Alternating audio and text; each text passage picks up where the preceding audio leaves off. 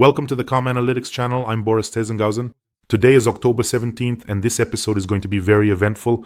In this episode, Trump announced a breakthrough in negotiations on Ukraine after a conversation with Putin, and he's already preparing to meet with him in Budapest. And today at 8 o'clock p.m. Kyiv time, Volodymyr Zelensky will meet with Donald Trump to discuss tomahawks and sanctions. We'll see if Putin managed to derail things and deceive him once again. Meanwhile, Ukrainian drones are setting fire to Crimean oil depots and substations. Hvardiyske and Feodosiya are burning. So basically, the blackout schedule is already getting close to Crimea.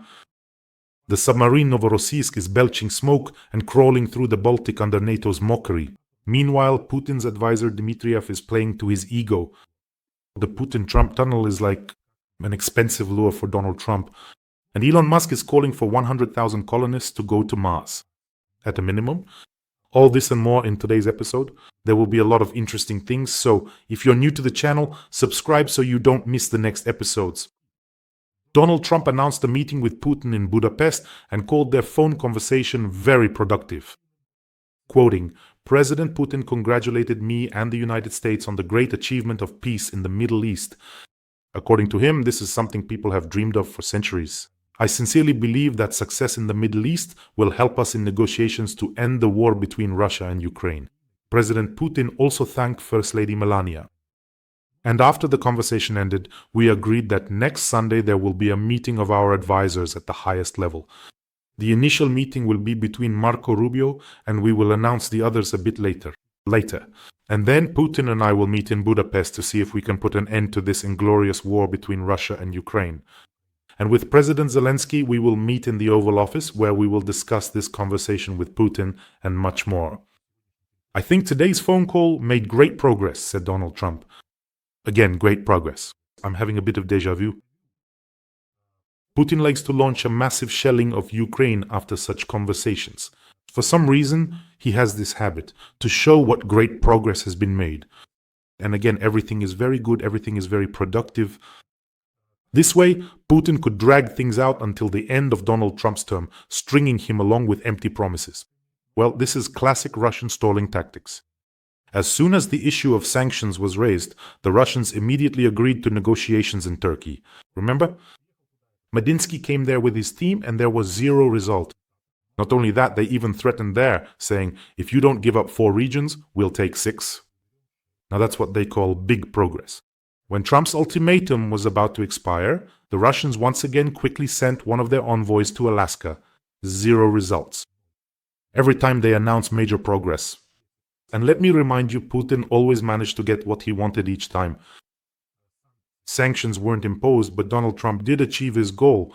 When he asked Putin for a temporary ceasefire, what did Putin do? Nothing at all. In other words, Putin is achieving his goal. He wants to prevent sanctions against those who buy Russian energy resources. What did I get? Tomahawks for Ukraine. Putin gets what he wants, and what does Donald Trump achieve? Yet another very nice, productive, warm, and pleasant meeting. So right now, Putin just wants the sanctions to be delayed as long as possible. That's all. And of course, the whole Tomahawk thing is just so everyone forgets about it. But as for Putin himself, what does he want? Right now, he's using this period between now and Budapest and after Budapest to keep striking at Ukraine's energy infrastructure again and again. His goal is to bring the state of the energy sector in certain regions of Ukraine to such a blackout state so that just 1 or 2 more strikes and that's it. People will freeze, they'll be left without power. That's what he wants. He needs more time to achieve this. Do you know what's going to happen in Hungary? Believe me, they'll come out and say, "We had a very good discussion here, now we're assembling working groups again." They'll be given tasks and they'll discuss everything and then they'll meet again and sort things out and so on. In other words, Putin needs to buy time. That's why, by the way, I just can't understand why Donald Trump, who probably considers himself the best negotiator of all time, always makes concessions to a paper rat. Putin-Trump does not make concessions to. After all, not imposing sanctions is a concession. Every time Donald Trump makes this concession. Well, at the very least, deadlines and ultimatums should be enforced. So if Putin wants peace, as he says, Donald Trump, I don't know what he told him this time, maybe he just flattered him. Judging by the way the sentence started, Putin, the great truce, we've waited centuries for it. He praised me so much, I'm just amazing. Good for him. But the thing is, Putin understands. He has excellent profilers working for him, unfortunately, who know exactly which buttons to press. How do you talk to Putin? It's actually very simple. Do you want peace, Putin? No problem. Then let's say by October 31st or on October 31st, the attacks on Ukrainian cities stop. Well, the so-called air truce. That is, the situation at the front may change, but you, Putin, stop hitting Ukrainian cities and energy infrastructure with missiles and drones. So let's say at the end of the month, if you don't stop, well, you do want peace, right? If you don't stop, then Ukraine gets sold through NATO 50 Tomahawk missiles, for example. And a 30% tariff is imposed on those who buy Russian oil.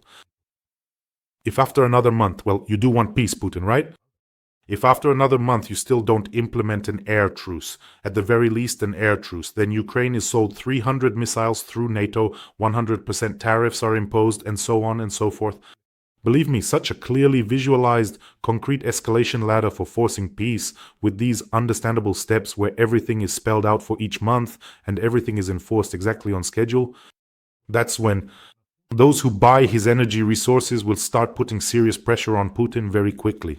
And you and I know they are capable of applying pressure there. And the pterodactyl of peace, Orban, is already rubbing his webbed wings in anticipation. Hungary is already preparing a meeting between Trump and Putin. According to Orban, Hungary has begun preparations for this meeting. Well, today Orban will have a phone call with Putin. The meeting will be about peace. Look, the territory where Trump and Putin will meet is hostile. The host side is hostile to Ukraine. I'm talking about Orban here, who is doing everything he can to harm Ukraine, blocking anti-Russian sanctions, blocking aid to Ukraine, holding referendums, or rather surveys, to ensure that Ukraine never joins the European Union. In short, it's hostile territory with a hostile leader. Another thing is, of course, he will fully play along with the one he has been dependent on for many, many years, Putin. So, Trump is fine.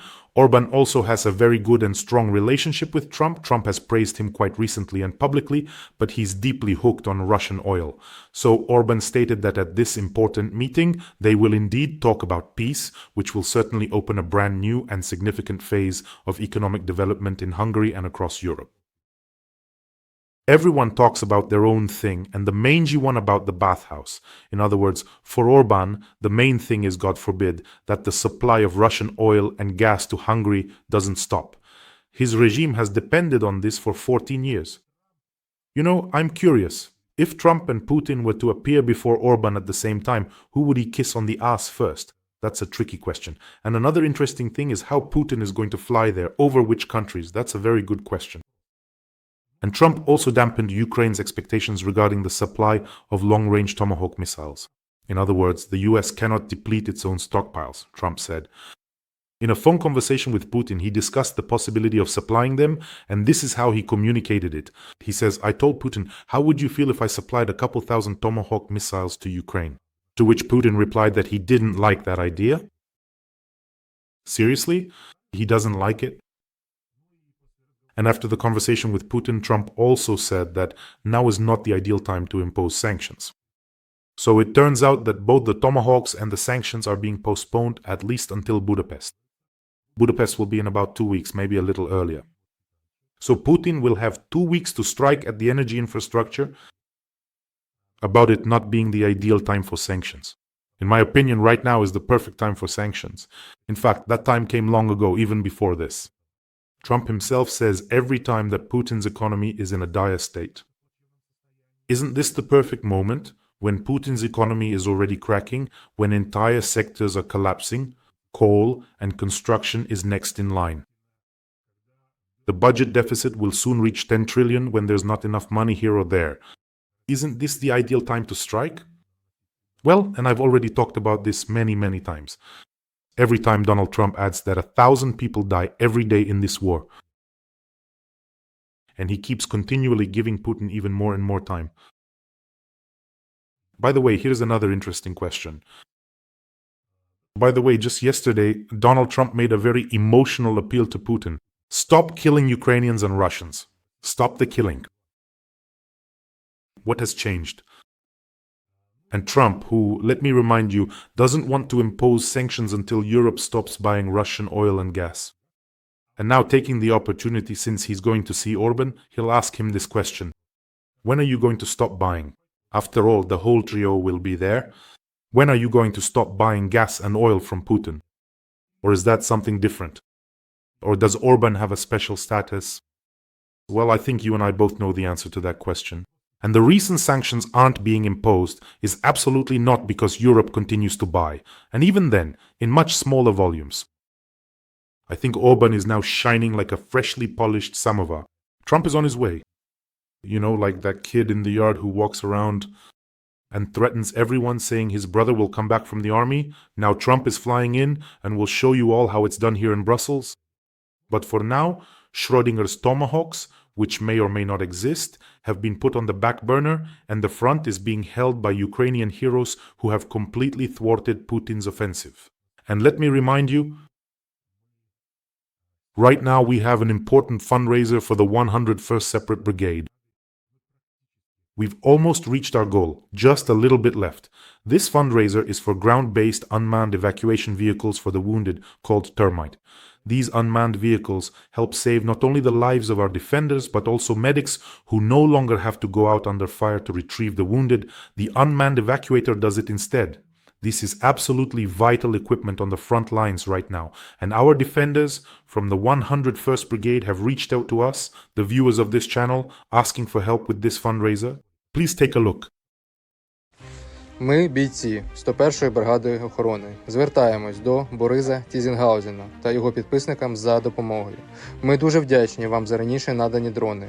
На сьогодні нам дуже потрібні 2 наземні роботизовані комплекси «Терміт» для швидкої і своєчасної евакуації поранених з поля бою, що у теперішній ситуації дозволить врятувати їх життя. Наші підрозділи воюють на Константинівському напрямку та Часовому Ярі. Продовжуємо нищити ворога і віримо в вашу допомогу. Слава Україні!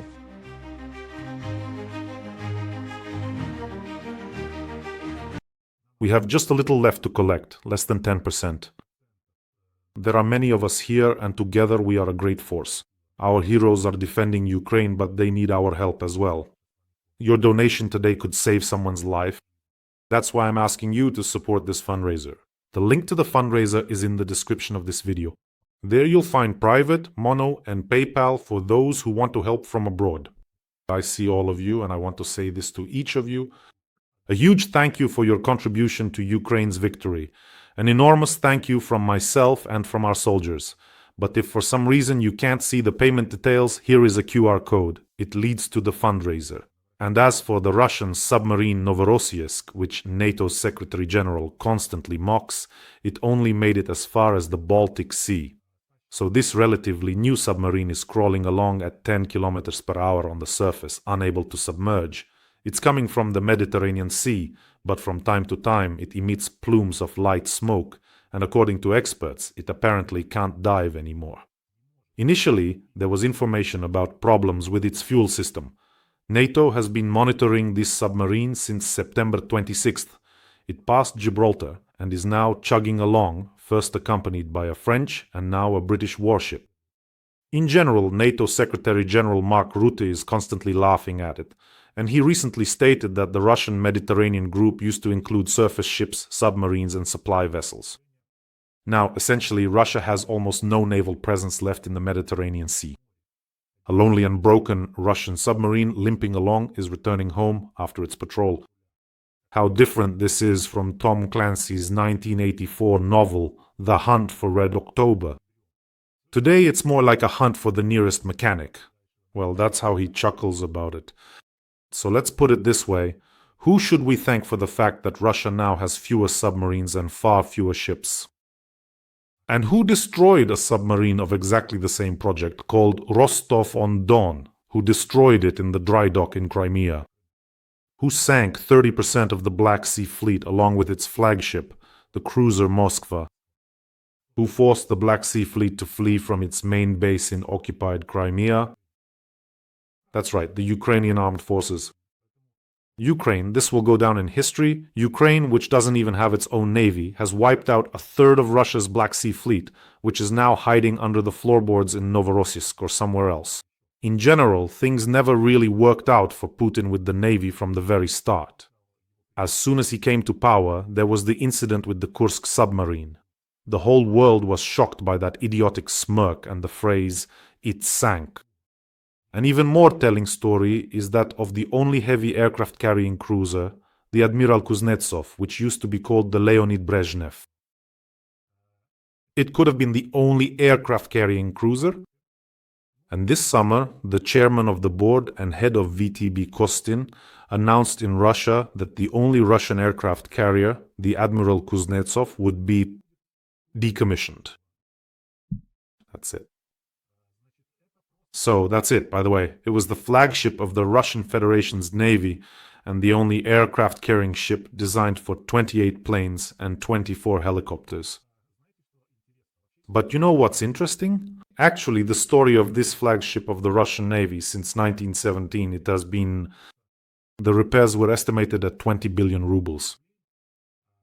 It went in for repairs after a mission to the shores of Syria where it lost two carrier-based fighters, a Su-33 and a MiG-29KR. The pilots ejected, but in the end, that's -2 aircraft. And this wasn't even during combat, they were just trying to land on it. And in 2018, a year after it was put in for repairs, the floating dock where the ship was being repaired sank. 2 people died at that time, and a 5 by 5 meter hole was made in the ship's hull when a crane fell. Since this was the only floating dock capable of repairing a ship of that size, that was it, the repairs came to a halt. In 2019, there was a fire on board. Again, 2 people died. The damage amounted to 500 million rubles. And in 2022, there was another fire during repairs. So that's it. Now even Russian officials admit that it's cheaper to scrap it for metal. That's the whole story. That's what it's all about. Russia is a symbol of the Putin era. In words, greatness, invincibility, the most advanced weapons, we have missiles that can fly endlessly around the globe. The whole world fears us.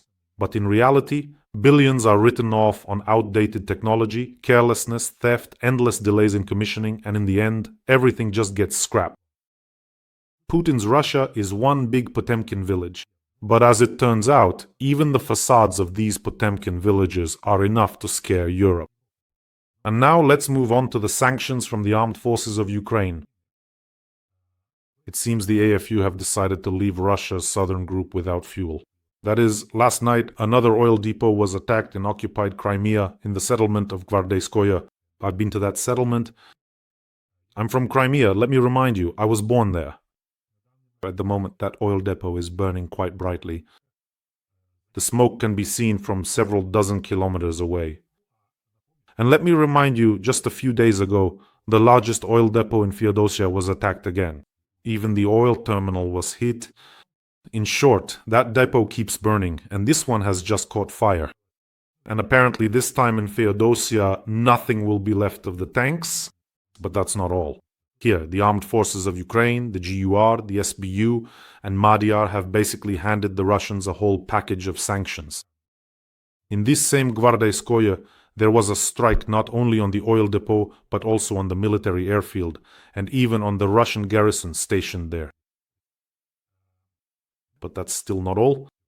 So in Crimea, at night several electrical substations were put out of commission, including the main substation in Jankoi, or Jankong as we used to call it in Crimea. So now rolling blackouts are being introduced, and here, once again, Putin is being shown in very concrete terms that if he continues to strike Ukraine's energy infrastructure, the occupiers in Crimea will be left without electricity and fuel. Well, apparently Putin doesn't care about the occupiers in Crimea just like he doesn't care about the rest of his population. But that's still not all. The cherry on top. During a nighttime attack by Ukrainian drones, Russian forces shot down their own Su-30 SM aircraft. This happened right in the area of the Hvardiyske airfield. So there's a lot of news coming out of Hvardiyske today. Well, since I was born in Crimea and still have acquaintances there, I continue to keep in touch only with the reasonable ones. I completely stopped communicating with the unreasonable ones after the full-scale invasion because it's just impossible. I don't have the magic to punch someone through a phone screen, though I want to every time. Back at the very beginning, when the Russian missiles started flying for a couple of months, these people tried to convince us. The fans of the Russian world would say that we were bombing ourselves, that nothing was clear yet. Maybe we were launching the missiles ourselves. Then, when Putin started croaking about launching this operation and so on, they said, "No, just wait, they'll come and save you." I said, we don't need to be saved. You can't even save yourselves. You live in swamps, without roads, without gas, with outhouses in the streets. Save yourselves first, then you can offer to save others. And in general, you offer help first, not just show up to save someone. That's basically how all Russians are. Well, not all, but those who support Putin. Because there are Russians, let me remind you, and I know some of them from the Freedom of Russia Legion and from the RDK. Russians who are fighting for Ukraine. And I had the chance to work with both groups, and it was really, really cool and just spot on. And recently, an acquaintance of mine wrote to me that there was a family living in his building who were especially happy about the arrival of the Russians. Well, they've already fled from occupied Crimea. It's too loud for them, they don't like it, there are constant strikes and the sirens are always going off, and now the power is about to be cut off too. You see, anything can happen. Now, let's talk about which snakes in suits are playing on the side of the Russian Federation. I'm about to tell you about the Putin-Trump tunnel, but first I want to say, make sure to subscribe to this channel. Don't forget, hit the bell. The more reasonable people we have, the fewer unreasonable ones there are. That's the logic, after all. Plus, we're promoting the Ukrainian position, which is important. So subscribe and hit the bell. So, this cunning, very cunning Dmitriev, Putin's advisor and head of the Russian Direct Investment Fund, approached Elon Musk with the idea of building a tunnel from Russia to Alaska under the Bering Strait. And he wrote, "Imagine connecting the USA and Russia with a Putin-Trump tunnel." And according to Dmitriev says that using Elon Musk's company's technology, the construction could be completed for less than 8 billion, basically peanuts, in less than 8 years. Give Russia 8 billion, and in 8 years they'll tell you they need another 8 years. In general, this would become a symbol of cooperation between Eurasia and America, and to this post, Dmitriev attached some Soviet-era document where it was written that a bridge, a Kennedy-Khrushchev bridge, should be built between Alaska and so on. So Dmitriev showed this plan, but what I'm curious about is, if Canada refuses to allow passage through its territory, then what would be the point of this tunnel between Russia and Alaska? Tell me. And this Dmitriev, he's one of the craftiest and smartest of Putin's negotiators. I mean, this isn't the first time he's tried to do something like this in a veiled way, to latch on to Elon Musk, to get involved in some joint project, ideally to grease each other's palms with money. Sometimes he offers money for the colonization of Mars, and now he's pitching to Elon Musk's companies to build this tunnel. And I think Donald Trump might really like this project, by the way, because he always wanted to leave behind some significant object, something you could actually touch, like the wall on the border, for example. With Mexico, yes, the Trump wall. And look at what subtle strings this Dmitriev is playing on. A narcissistic type, especially in politics, almost always wants to leave behind something tangible, something monumental, bearing their own name. You know, this is an element of what's called the architecture of immortality.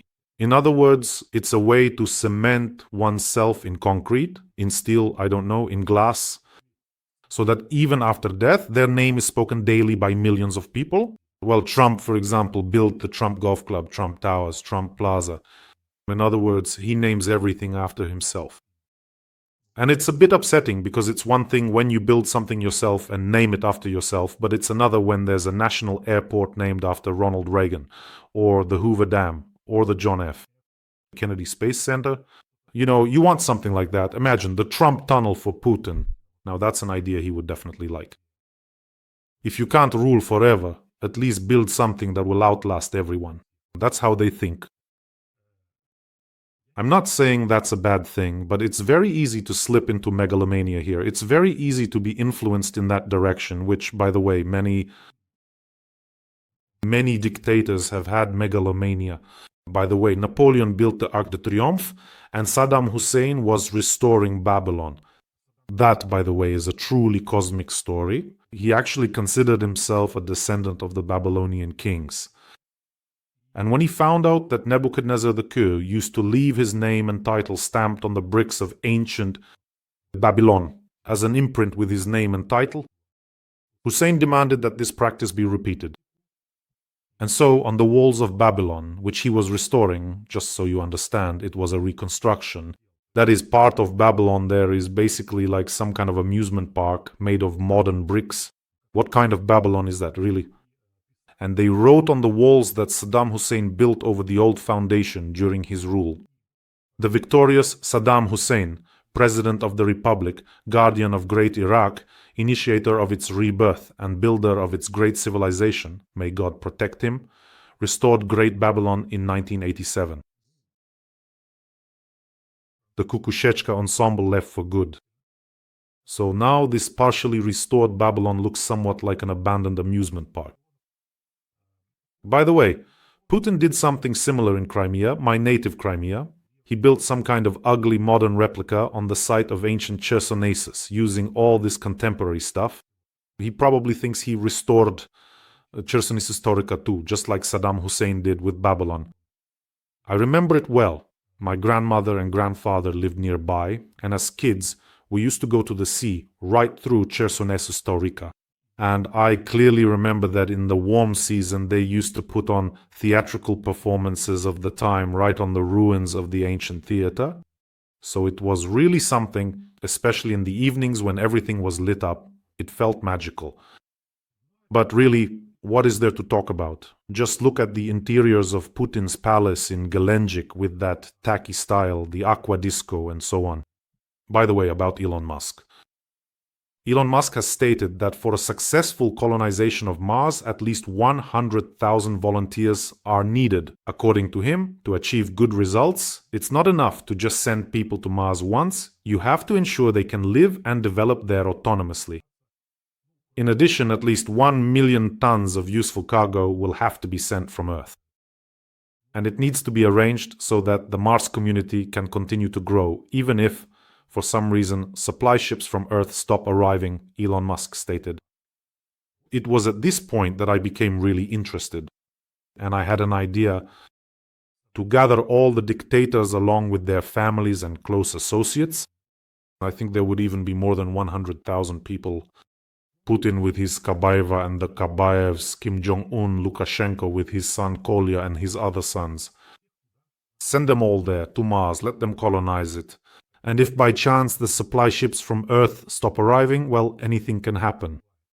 And you friends, take care of yourselves, take care of your loved ones, subscribe to this channel, and let's help our soldiers from the 101st Brigade. There's just a little bit left to go. The donation details are in the description to this video. Wishing us all a peaceful day and glory to Ukraine.